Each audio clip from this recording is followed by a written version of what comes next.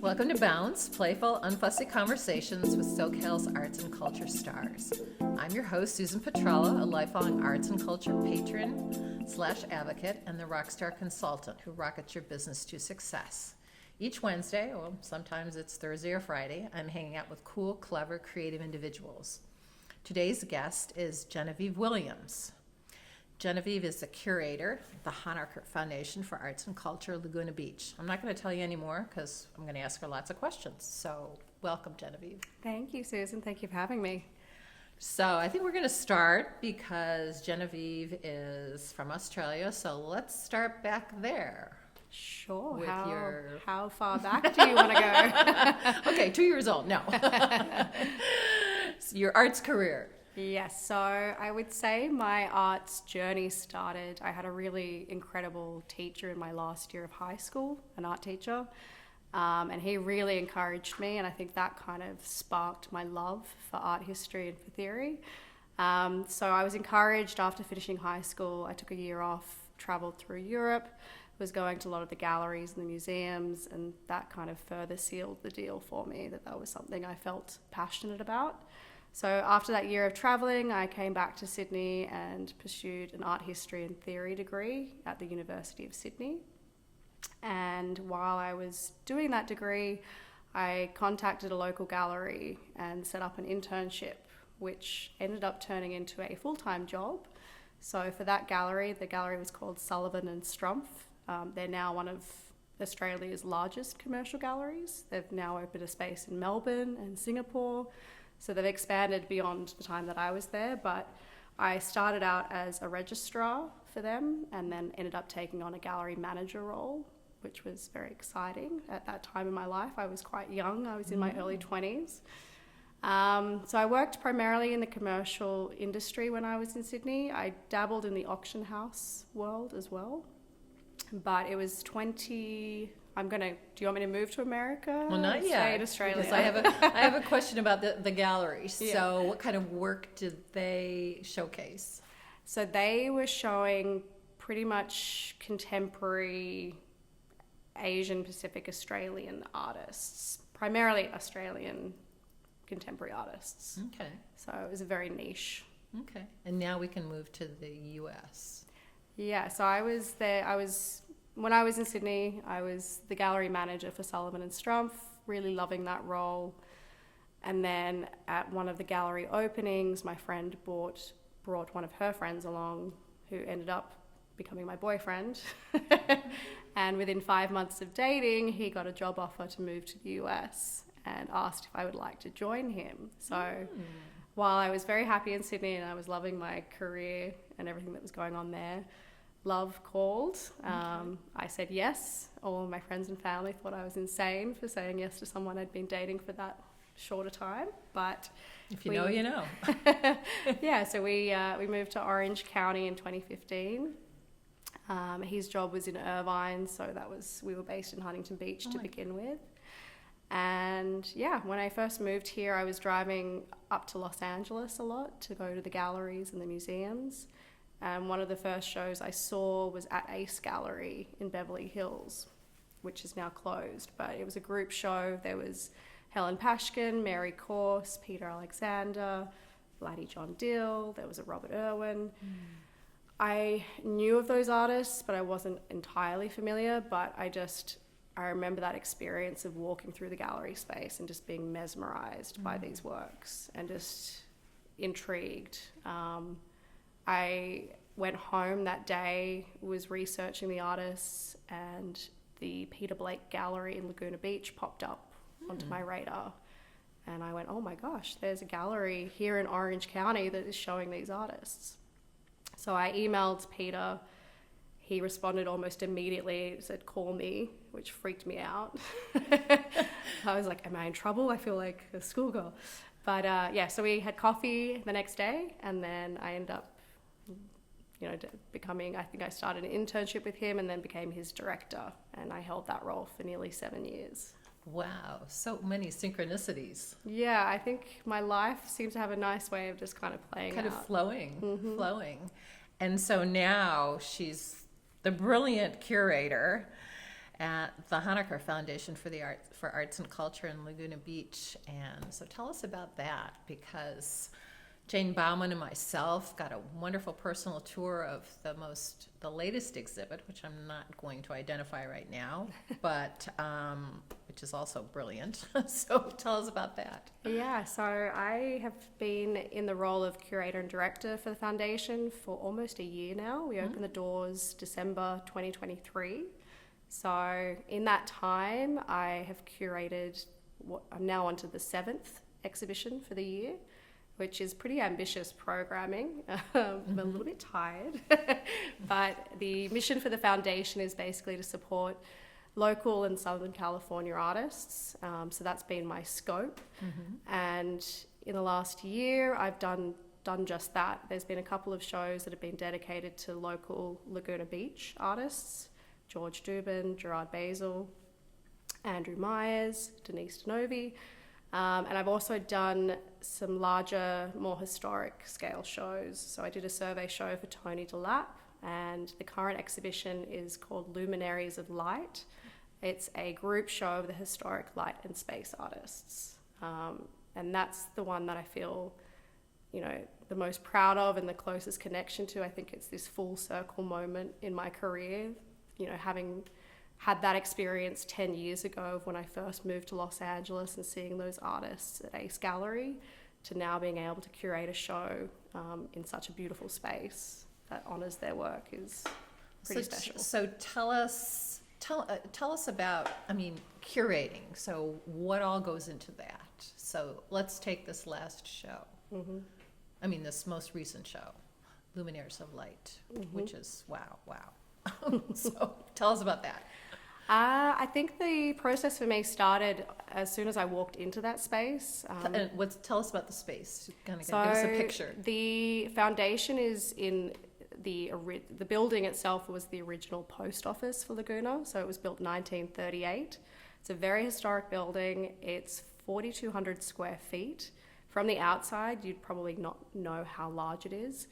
But yeah, it was built as the original post office. It went through a lot of changes over the decades. It was a Jewish community center at one point. There was a clothing brand. It was like an empty warehouse in the 90s. But if you step into the space today, it's this beautiful museum quality space. And that was actually done by an art collector / property developer. His name was Gerald Buck, Buck. Gerald Buck found the building in 2006, fell in love, and then basically had the vision of building out this mini museum for his collection. So he had a collection of nearly 4,000 artworks, and when he finished building out the space, he brought in his most prized possessions. He obviously couldn't bring in all 4,000 artworks, but he brought in his most prized works. But once he finished building the space, he was notoriously private and he never let anybody in.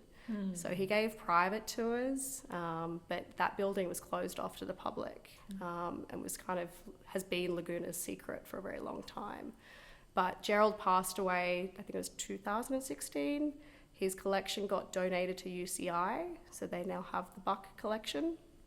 And they used the building for about a year to give private tours. But then for the last couple of years, it's been empty and unused and locked up. But yeah, the building came up for sale last year, and then the Honaker family have now purchased it and opened the foundation. And with the mission of supporting local artists, they're kind of continuing Gerald's legacy. They're still using it as a really beautiful exhibition space. But the joy is that it's actually open to the public for the very first time. But it's a lovely space too, with the kind of a transom ceiling and this kind of, white walls, kind of light beige carpeting or whatever. It's very luxurious. It's like and the light that comes in. It's kind of like a museum meets like a high-end residential. It's got a warmth to it that's pretty special. And I think the architecture was done in a really beautiful way where it's kind of paying tribute to the original structure. You've got the exposed ceilings, the bow truss ceiling. Gerald did install these gorgeous skylights, which has just let a lot of natural light into the space. So I think in terms of like the curatorial process, for me, this light and how space you put the show together, this past show. For me, this particular show that we have up at the moment, that idea started from the minute I stepped into the space because of the building and because of the natural light. As soon as I walked in there, I just went, oh my gosh, like this would be the perfect environment for those types of works.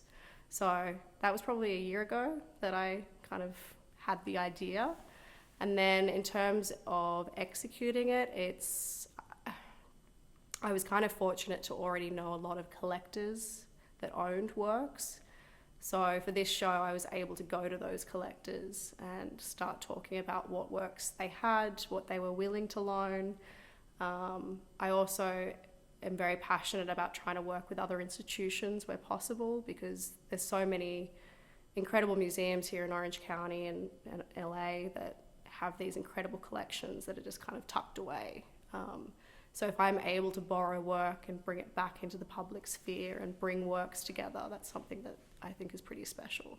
So for this Light and Space show, I think there's 26 works ranging from the 1960s onwards.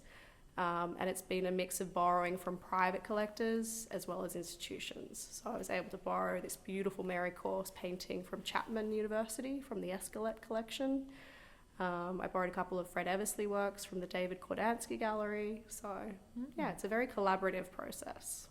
Short timeline, though, you mentioned to Jane and I, though, to have pulled it together. Yeah, so I think with a lot of the shows, again, this is the 7th exhibition I've done this year. I'm working with a timeline of months, not years. So I think a lot of institutions are working a year or two in advance, and I'm working a few months.